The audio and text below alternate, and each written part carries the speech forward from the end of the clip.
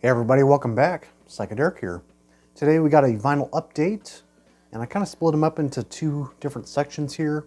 The first two are online pickups, and then the other half, or I should say the majority of the stuff today, is from the record show in Omaha. 2 weeks ago now? Or coming up maybe 3 weeks? I don't know. Time's kind of flying by. Half of April's already gone, and I don't think I've done an update since like March, so time to catch up on things. You know, purchases have been kind of slowing down a bit because of the spike in prices, and with the Record Store Day 2024, it's another cash grab that I'm not going to attend. Not really any titles that I need necessarily. Of course, it is kind of nice to see SRC and, well, Amboy Dukes. I mean, you can still kind of find originals, but it's kind of nice that Gandalf's getting a nice treatment. Looks like it's like sort of a green splatter vinyl or something. I don't know. Anyways, it's kind of cool that those kind of releases are getting done, but Fleetwood Mac, Rumors, Picture Disc? Really? Anyways, that's where I'll stop right there. But yeah, so I'm kind of excited to talk about these, especially the second one was a super big discovery for me. So let's hop in. So this first one, I don't know why I made such a impulse purchase on this one all of a sudden, but I figured, you know, I got the funds. Let's just finally just purchase this damn thing because I'll never own an original copy. So this is Power Plant with the Golden Dawn. It's a Scorpio pressing here, and paid a little, you know, a little more for it, 40 bucks on Discogs. You know, these are kind of getting a little sought after as well, these reissues, and this is from like 2008. Sound quality, I don't know where exactly it's sourced from, but you know, you get what you get, right? Seems like Scorpio pressings really helped us out, especially back then, you know, not knowing where they sourced it from, but it still sounds pretty decent. Nice clean copy here.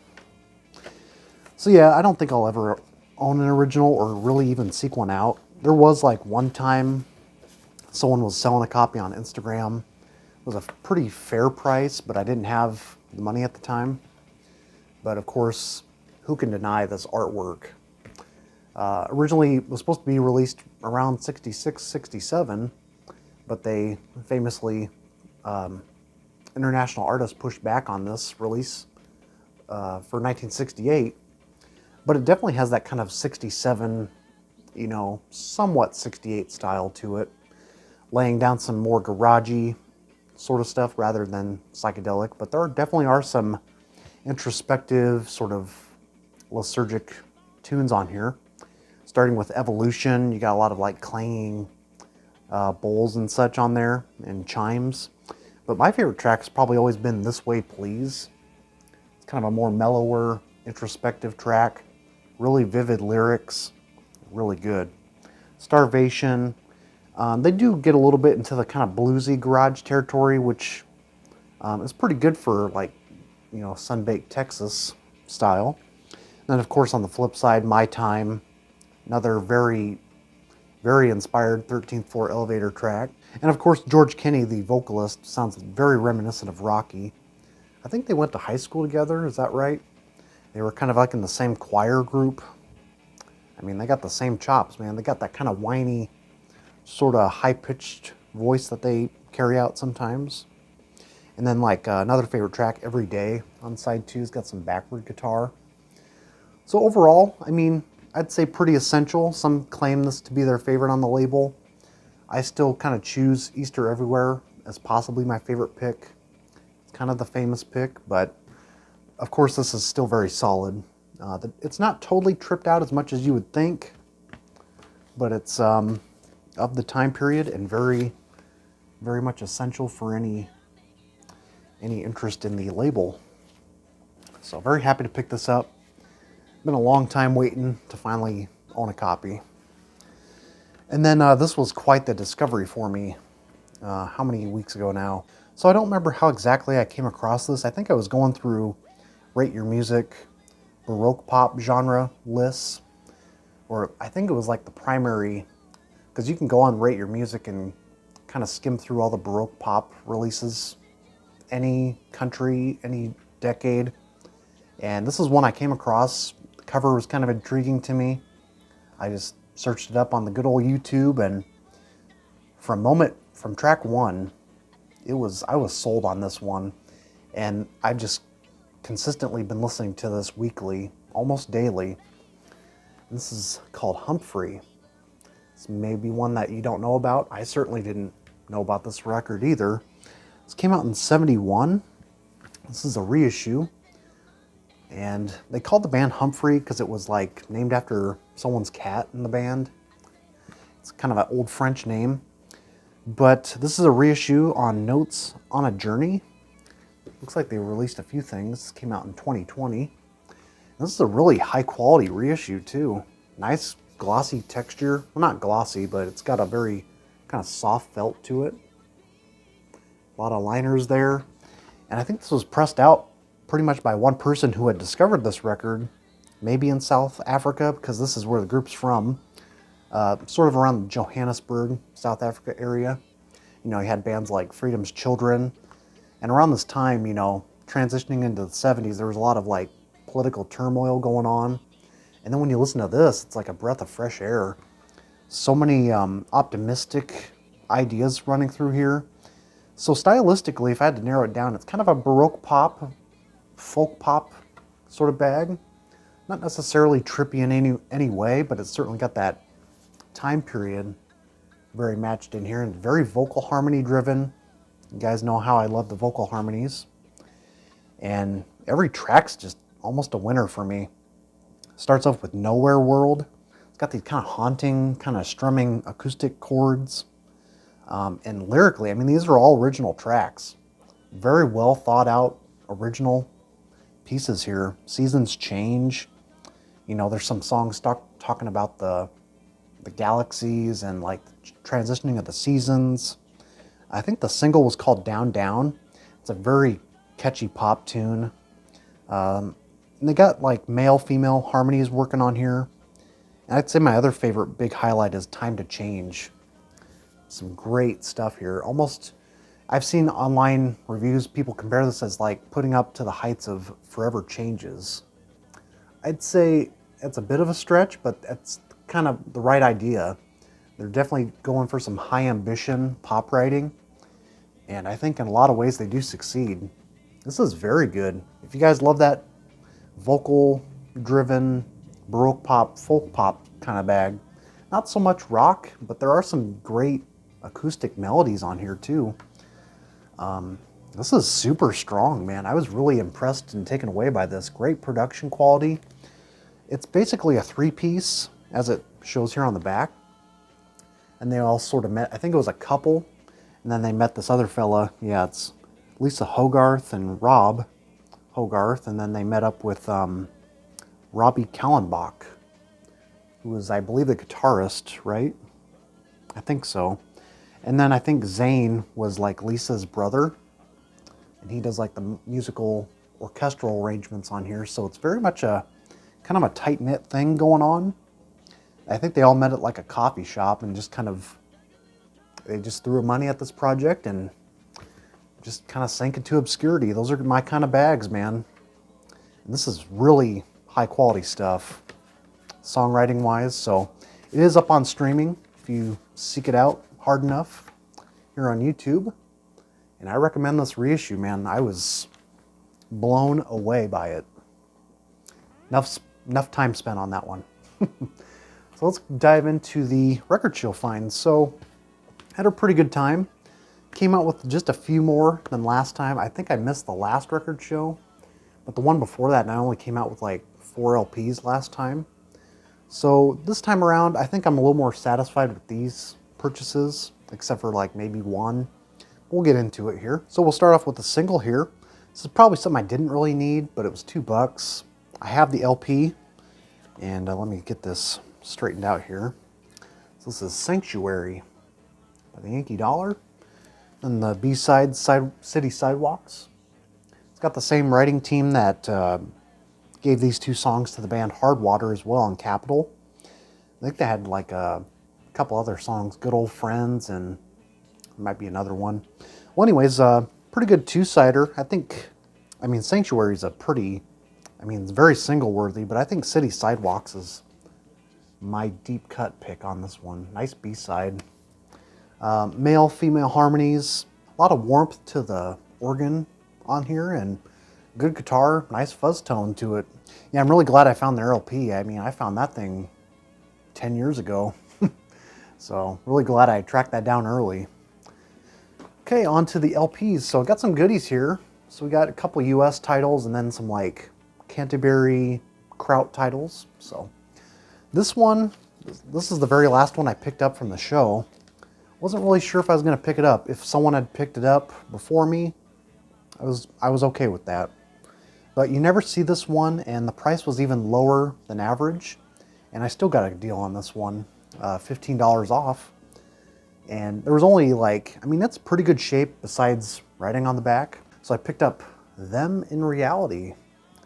You could say the final sort of official Them album. It's a promotional copy here. This is really the only thing on the back. Workman on the back. I'm pretty sure I can get that off maybe. You guys got any tips in the comments? So by this time period, by the time this, sort of end game release, you only have like one original member, the bass player. What's his name? Alan Henderson. And you got a couple guys. I think one of them was in the kitchen sink. And they returned to Gloria. And it's kind of a twofer. Gloria, Baby Please Don't Go. Sort of almost like a 10-minute track on here. And it's a really nice extended jam. Then they kind of do all these kind of more West Coast flavored, heavy psych, kind of folk rock cuts. California Man, Lessons of the Sea, Rain. The first three on side 2 really work really well. I think there's an acoustic cut. Pretty short album too. I think it's only like half hour long. But definitely has the goods here. This is one I've actually passed maybe a couple record shows before this, so nobody was picking this up. I'll say what I paid for. So I paid like $75 for this. I think on average these go for like $150 or so, depending on condition. And this one's plays really good. So yeah, you just never see them. I don't think I've ever seen another copy in person. So super cool pickup there. Had to come out with a bang, This one, so there was a table at the show where they were selling everything for $5 because there was a dealer that passed away. I unfortunately didn't get to know him. I may have recognized him in the past, but I guess the early birds really caught some goodies in there, and I was able to spot some of them. But this is one that you can typically find. I think these are actually going up in price for some odd reason. Everything's going up stupidly these days, but this is really a $5 record all day. It should be. And this is Gant Galore. I think this is the second album from the Gants. Now, I confused this with their last one, Gants Again, which I think had the better, stronger cuts on here. This is a little disappointing on my first listen. It's primarily cover songs of the era. Shape of Things was good. I remember liking that one. But they do Summertime Blues, One Track Mind, Good Lovin', a little Latin Loopy Loo, Come On Everybody, Kicks. I'm just naming them all off and you can see them there. It's on Liberty. Pretty clean copy here. And they did have Gants Again, but I was pretty sure this is it. But I got to give this another spin. I've only listened to this once, so I couldn't tell you. I don't even think I finished side 2. So I got to give this another shot, but I'm pretty sure Gants Again was the one that kind of rips apart, gets a little more garagey and less rhythm and blues as this one is. And sort of kind of jangly folk rock a little bit, but yeah, just a little disappointed in that one. And then I've never seen this seller here before. I picked up a couple from his table, and this one I've passed on a lot over the years. I'd see it in person, and I got a pretty decent deal on this when I combined the two. But I finally picked up on the Soft Machine Volume 2. This is a US copy here on Probe. And I do believe it was the first release in the UK because the first one didn't come out there. And so this is kind of a crossover, sort of a transitioning period record for the Soft Machine. I would say, because I don't go too far past third, I think that's kind of my cutoff point. They get a little too fusion-y for me. I love third, and I love the first one. This one might be my least favorite of the three. I mean, there's a lot going on here. You know, these all intersect pieces, you know, doing with the British alphabet kind of dry humor thing. But with Canterbury, they always throw a lot of that humor in there. But there are some bright moments on here. I just kind of wish they extended a little further and quit, you know, shape-shifting their sound all the time. It's a little distracting for me, but maybe I have to give this another deeper listen because it had been a while as well since I've streamed it. But having the real thing now, it's always different. But I do remember the last track, 1030 Returns to the Bedroom. The last cut being pretty good. A lot of energy in that one. And then of course this is when Hugh Hopper joined the group and Kevin Ayers left. Like I said, very transitional. You know, you get a lot of those fusion sort of bags in here, but then they're kind of lingering on that sort of avant prog, psych kind of sound yet. Pretty cool mixing job here, and I love Robert Wyatt's voice. It's very, I don't know how to describe it yet. I've never found a way to describe it. It's kind of wimpy, and not always on pitch, but it's got that kind of, I don't know.